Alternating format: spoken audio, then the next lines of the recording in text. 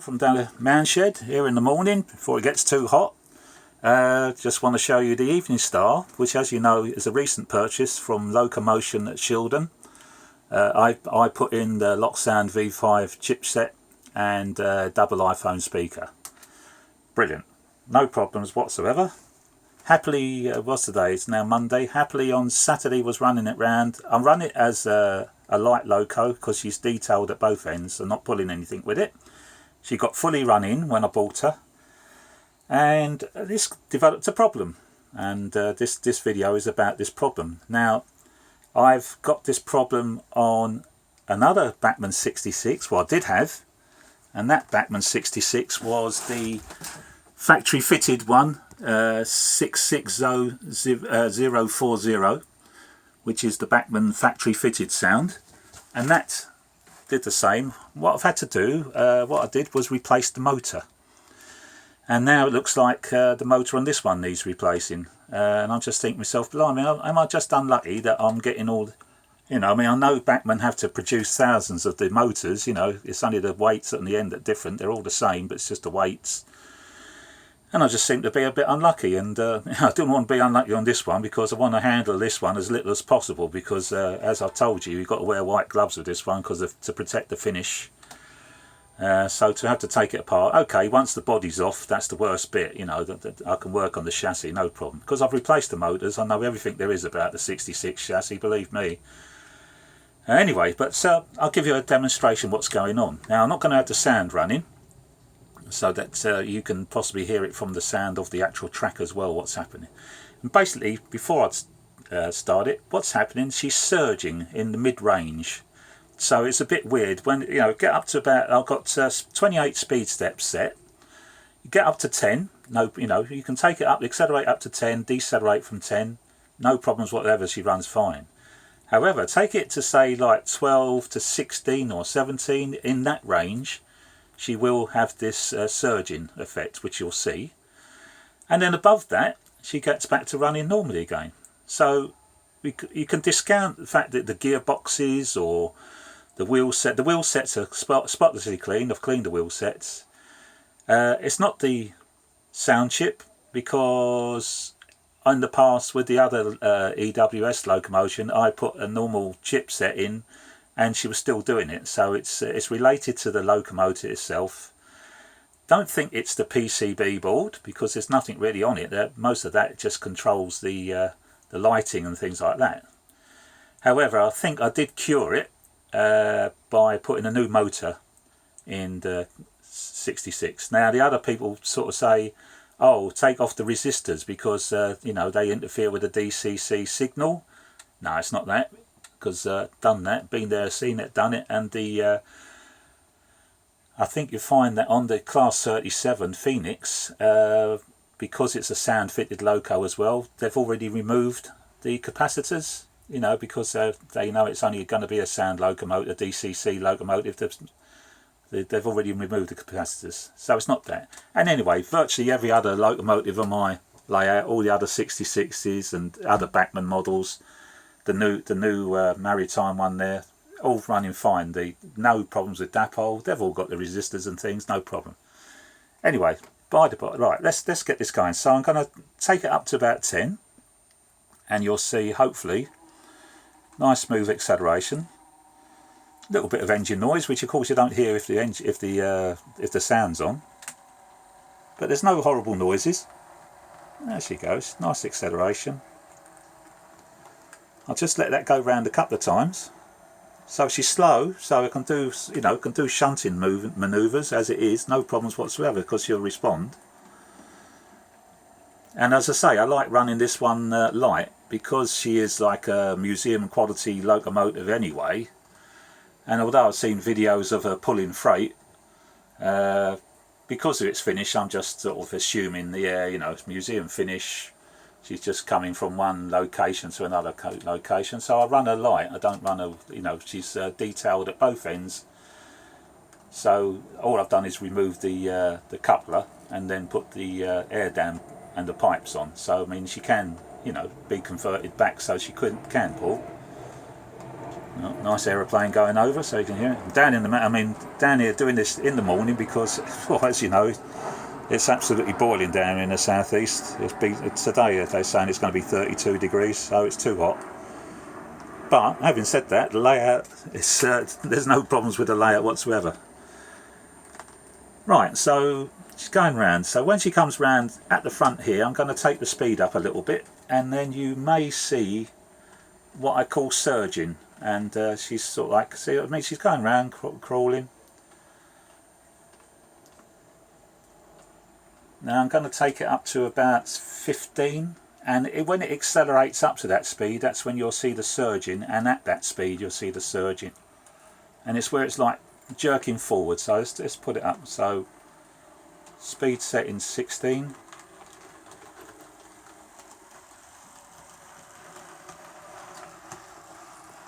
And can you hear that now noise on the rails? It goes, There it is.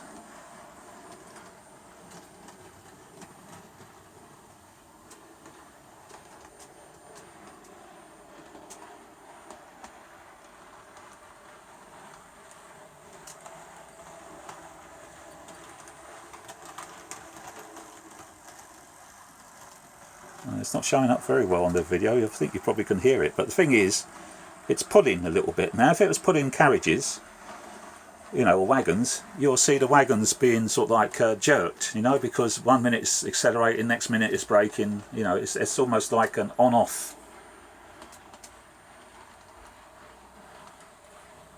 I'm going to slow it down to take another setting. Maybe it's not the 16 level.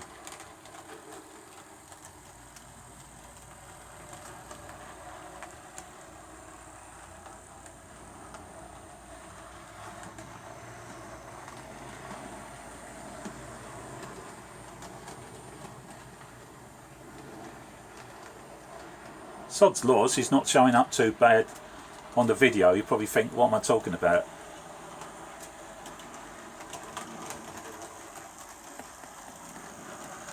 Now what's happened there, I'll put it up to 18 and she'll run, and up to 20, I mean it's 28 speed steps, so if I put it full speed, she'll run fine.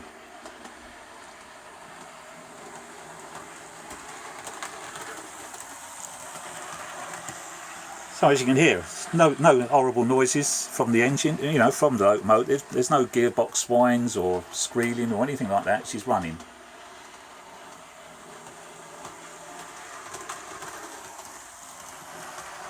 Right, I'm going to try and take it down and see if you do see it when I'm actually decelerating. So what I'll do is I'll keep the camera back here.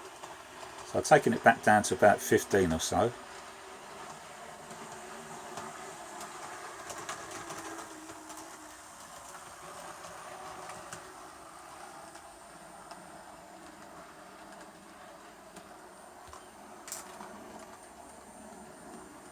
So she slowed down.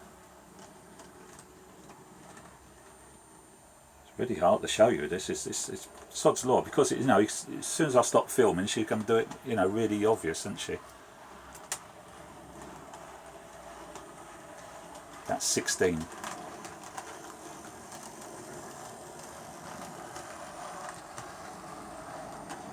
And you can hear it from the sound of the tracks, can't you? There's a certain surging happening. You may not visually see it too much, but you can certainly hear it. And there's another aeroplane passing over, so all you hear is that aeroplane now. That's great. City Airport, a few miles away.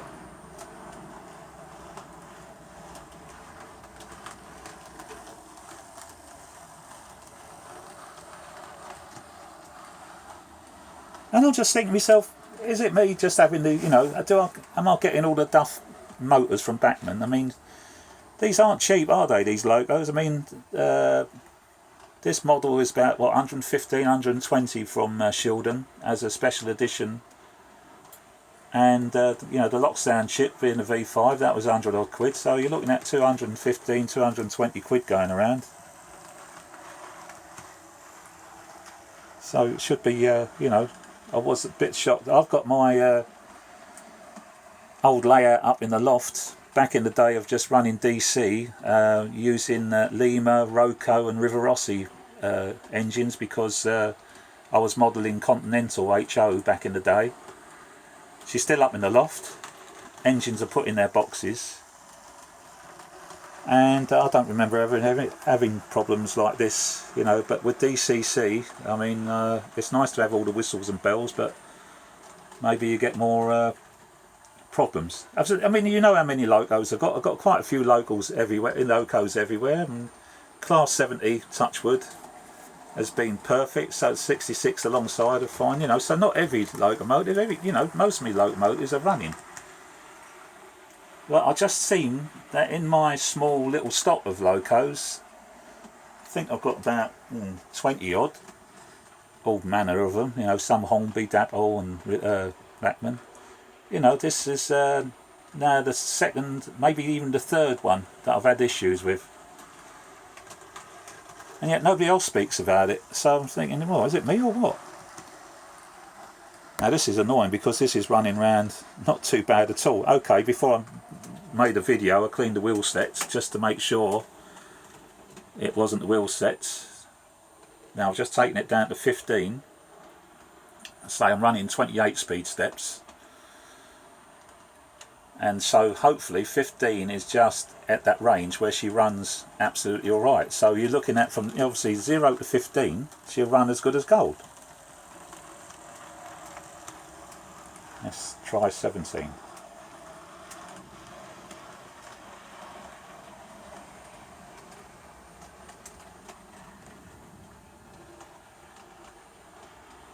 This happened the other day. I was running it like this for, you know, quite a while, just letting it run, and I think I was working on the workbench doing something, and I just like having the locos going round and round, you know.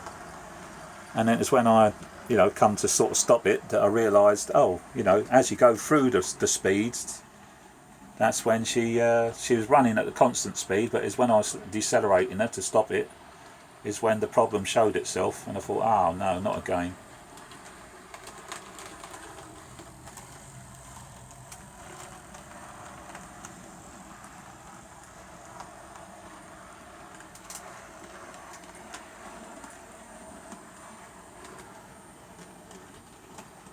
Trying to be quiet because if you're not seeing it, I think you can hear it when it, you know, run the noise of the wheels on the track.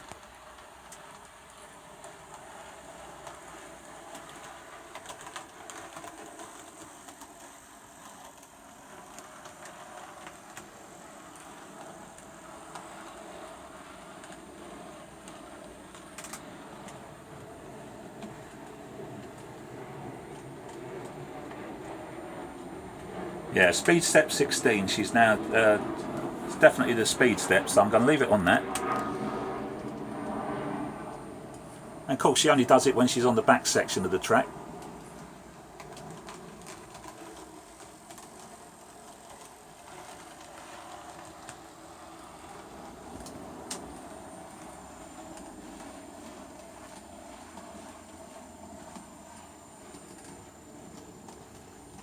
Maybe it's the curves, you know, the actual, what they call the EMF setting on the chip.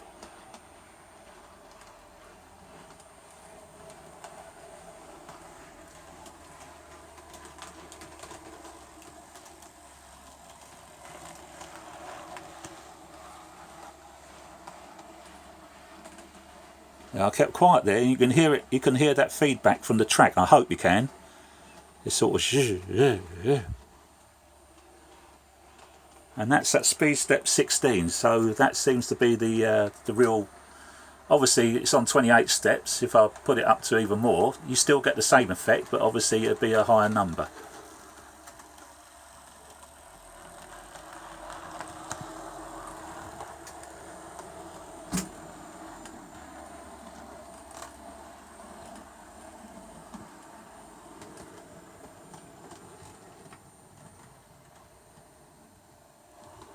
Well, I didn't do anything to it there, and yet she slowed right down.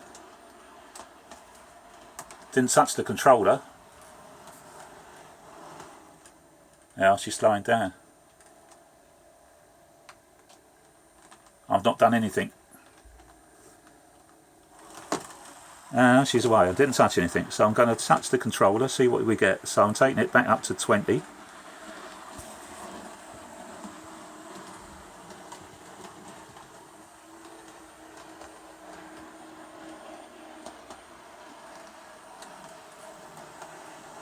and that's running at 20 now.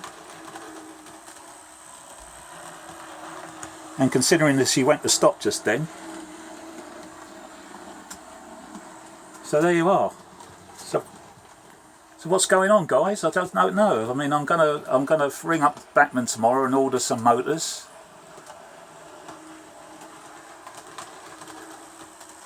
And see, good as gold on 20, isn't she? And if I take it down to 10, so that's below the range where she was having trouble. Now she's stuttering as she goes through the speed steps. So as she goes through, you know, she stutters. But now she'll be running at 10.